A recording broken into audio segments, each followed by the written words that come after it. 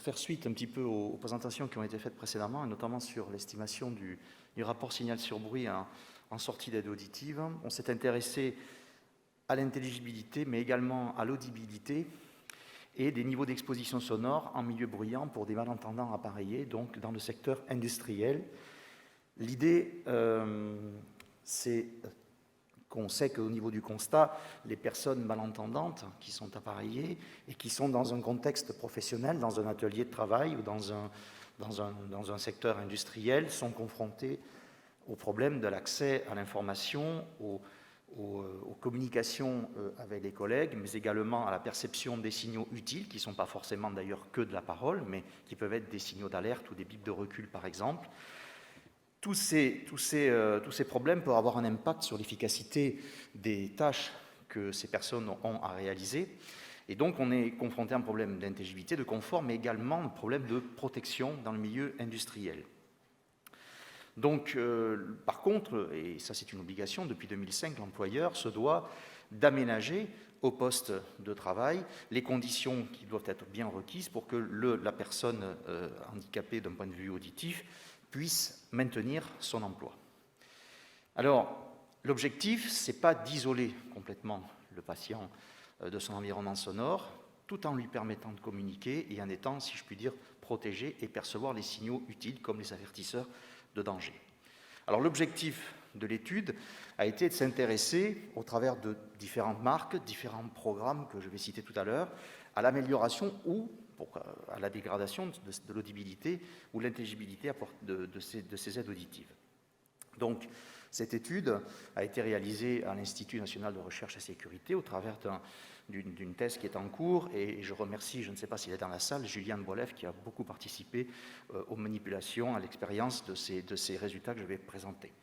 Donc, comment va-t-on s'intéresser un petit peu à cette intelligibilité, à l'audibilité? Il existe plusieurs indicateurs psychoacoustiques. Nous avons retenu ce qu'on appelle le Speech Transmission Index, le STI. On sait que, en deux mots, on sait que la parole est fortement modulée par le rythme syllabique, par la formation de mots. On sait que cette modulation, si elle diminue, il va y avoir une diminution de l'intelligibilité, un discours qui sera moins compréhensible. Alors, dans un milieu bruyant, et dans des conditions assez réverbérantes que l'on peut trouver dans des locaux industriels, par exemple, eh bien, cette modulation, elle diminue et fortement, l'intelligibilité, par conséquence, diminue également. Alors, cet indicateur, il dépend de plusieurs choses, notamment de cette fonction de transfert de modulation que l'on a sur plusieurs octaves, entre 0,63 et 12,5 Hz. Il dépend du fameux SNR dont on vous a expliqué comment on pouvait l'extraire par la méthode de Hagerman et Olofsson, des phénomènes de masquage, mais également des seuils d'audition des malentendants, et puis surtout, et c'est pour ça que ça nous intéressait, c'est surtout de l'échogramme, c'est-à-dire la réponse impulsionnelle du local dans lequel la personne se trouve pour son travail. Alors on voit ici un petit peu la dynamique des valeurs de ce STI pour passer d'une audition qui est faible à une audition qui est excellente. Quand on approche ici 1, on varie donc de 0 à 1. Alors, le protocole a été le suivant, ça a été de mesurer pour plusieurs marques, pour plusieurs programmes, pour plusieurs bruits masquants, ce fameux SNR, d'en déduire donc ce STI, et ensuite de projeter ce STI sur des scores d'intelligibilité pour voir donc l'amélioration en termes de compréhension. C'est une fois qu'on peut séparer le signal utile et le bruit, à partir du bruit bien sûr, en régime stable, comme on l'a expliqué tout à l'heure, on peut donc en déduire le niveau d'exposition et voir par rapport à la réglementation, aux lois qui régissent le bruit en milieu professionnel, si on est au-dessus ou au-dessous des seuils d'action au niveau de l'employeur. Et puis, on s'est intéressé à l'audibilité. Et là, on l'a fait sur un bip de recul dans le bruit. Alors voici ici le banc de mesure que vous reconnaissez, mais qui a été implanté à la chambre sourde de l'Institut national de recherche et sécurité. On s'est intéressé, comme ça a été dit, à des appareils de type RIC, et surtout avec un écouteur placé sur un embout sur mesure, sur le quémar, avec pas d'évent. Et voici ici le type de surdité, de type moyenne que l'on a réglé sur les appareils. Alors, nous, on a utilisé une méthode de pré-réglage qui est la méthode de préréglage NL2. Et on s'est rendu compte, mais je pense que c'est des choses que vous devez savoir, que d'un fabricant à l'autre, même avec cette méthode de préréglage qui est normée, des fois on a des courbes de gain qui peuvent être différentes. Et donc on a fait en sorte que ces courbes de gain soient équilibrées en vérifiant ceci par les chaînes de mesure. Donc on a 4 programmes avec tout en des modes omnidirectionnels dans le sens où on a besoin d'entendre ce qui se passe aussi vers l'arrière, notamment des bips de recul ou des signaux d'alerte. Pas de compression pour le premier programme, pas de réducteur de bruit, donc on va dire un programme sans aucune option de traitement. Le P2, c'est avec tous les réducteurs de bruit possibles de chaque fabricant au maximum. Et dans le P3, on va rajouter une MPO à son niveau le plus bas pour venir justement limiter les effets de bruit, par exemple. Et dans le P4, on retrouve un petit peu toutes les options avec le réducteur de bruit. Donc, le synopsis de la manip est celui-ci. On a un signal de parole qui a été mis ici. Donc, alors, j'ai mis ici un ISTS, mais ça pouvait être un signal d'alarme exactement. Et puis, ici, le bruit réparti sur les 4 haut-parleurs de part et d'autre de la tête artificielle.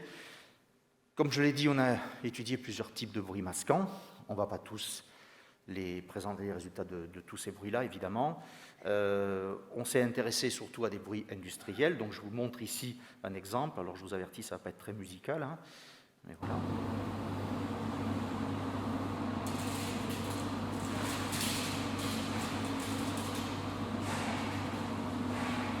Voilà.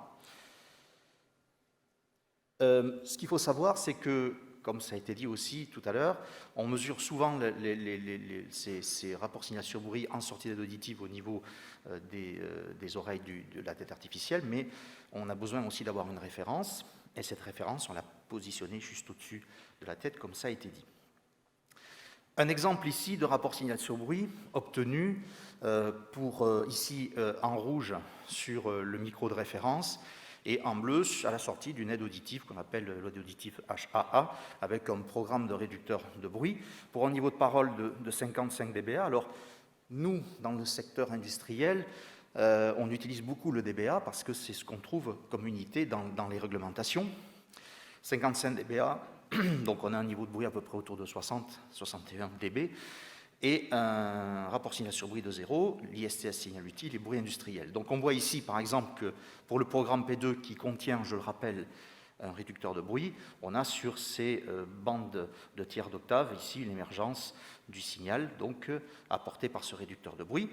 Donc, en guise d'exemple, hein, pour illustrer nos manips, on a un STI d'entrée de 0,42, un STI de sortie de 0,48, ce qui nous permet de passer d'une intelligibilité qui était faible à une intelligibilité qui est finalement satisfaisante. Alors, on s'est amusé à transposer ce STI sur des scores d'intelligibilité. On a ici des courbes qui sont issues de la norme IEC 60268 et également qu'on retrouve dans les travaux de Steeneken et Outgas qui a beaucoup travaillé sur le STI. Donc si on vient projeter ces différences, comme on peut voir ici, de STI, on obtient des scores, des améliorations, voire des dégradations, si jamais on passe de valeurs positives à négatives, de ces scores d'intelligibilité. Ici, c'est une projection sur plusieurs courbes. On a ici des scores d'intelligibilité pour des phrases, ici pour des consonnes, voyelles, consonnes, et ici pour des mots. Alors on obtient des graphes qui ressemblent un peu à ça.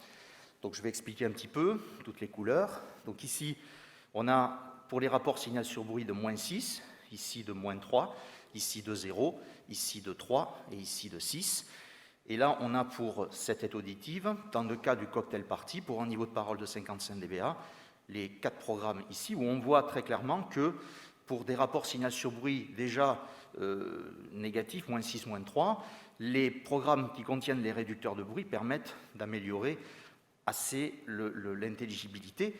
Pour des rapports signal sur bruit qui sont assez confortables, à partir de 3 ou 6, évidemment, on a peu d'amélioration. Alors cette même courbe, quand on a affaire à du bruit industriel, les choses se compliquent un tout petit peu, même si on a des scores qui sont d'amélioration d'intelligibilité assez importante. On voit bien que pour des rapports signal sur bruit assez faibles, là, les réducteurs de bruit ont beaucoup plus de mal. Et bien sûr, toutes les tous les programmes où il n'y a pas d'option ou effectivement où il y a beaucoup de compression, puisque c'est ce qu'on retrouve un petit peu dans les conclusions de Xavier Delers, c'est bien, on voit bien ici effectivement qu'on a finalement peu d'amélioration.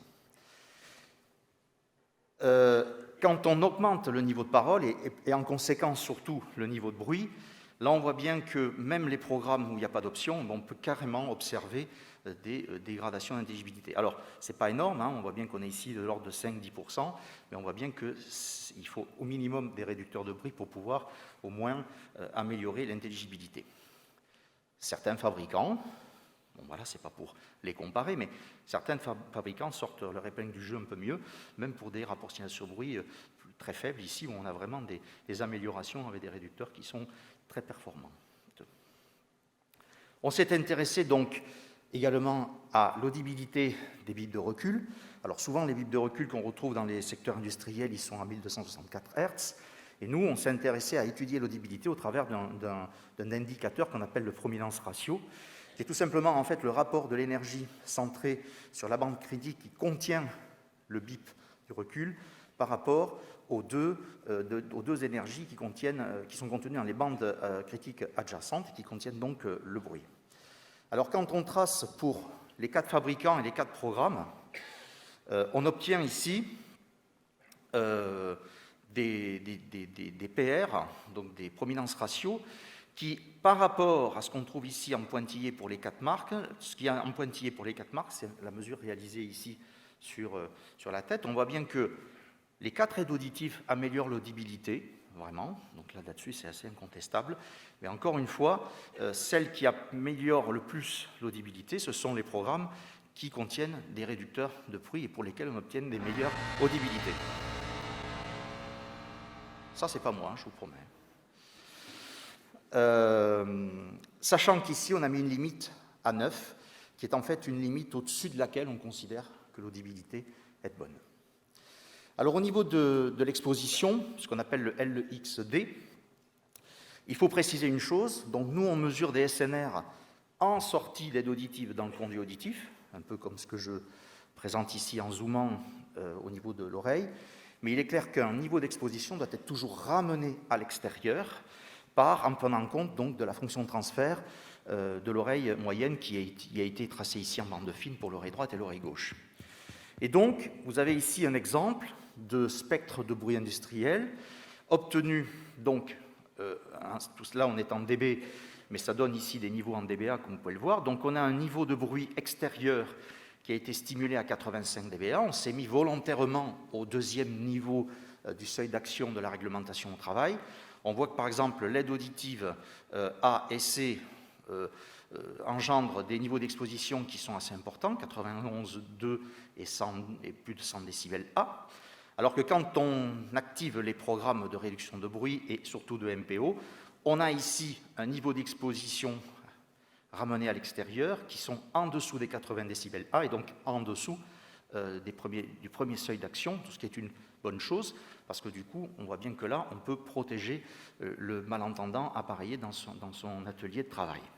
Alors ici, bien sûr, il faut souligner l'importance de l'atténuation apportée par les embouts fermés.